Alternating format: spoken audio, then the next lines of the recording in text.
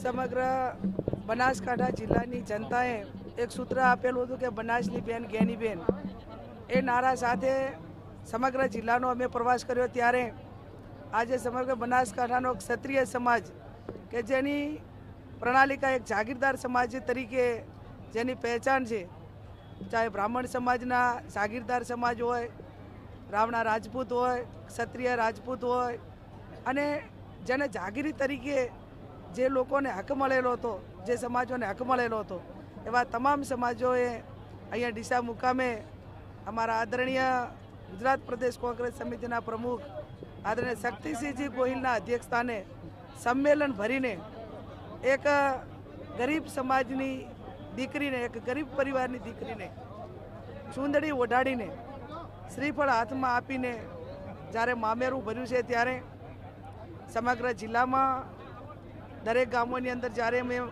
Campaign કર્યું, પ્રવાસ કર્યો, ત્યારે મેં મામેરું માગ્યું.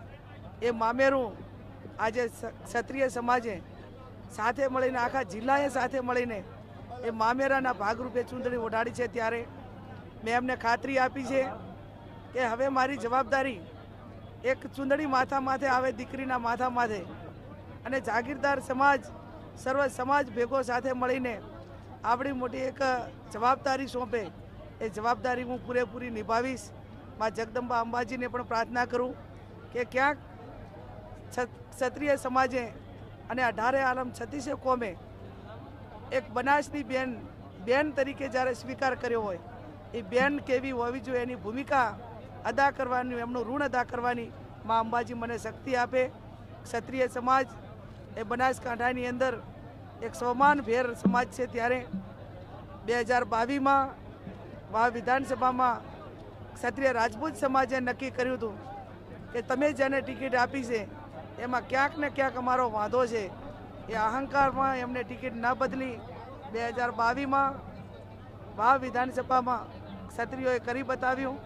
એનું પુનરાવર્તન બનાસકાંઠા લોકસભાની સીટમાં 7મી તારીખે સમગ્ર ક્ષત્રિય સમાજ 18 આલમ 36 કોમને વિનંતી કરીને ક્ષત્રિય સમાજ અને બીજા સમાજો એક બેન દીકરીને આશીર્વાદ આપી અને શક્તિસિંહ ગોહિલજીના હાથ મજબૂત કરશે એવો મને એમના ઉપર 100% ભરોસો છે.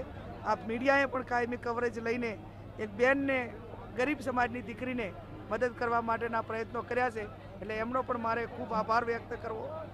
સમગ્ર કેમ્પિયન ઉમેદવાર પાસે કંઈક મેળવવાનું હોય, પણ સામેથી મદદ એ આ બનાસકાંઠાની જનતાએ પ્રેમ છે એને લાગણી આપી છે, એની હું ઋણી છું, અને એમનું ઋણ અદા કરવા માટેના ભવિષ્યમાં મારા પૂરેપૂરા પ્રયત્નો રહેશે.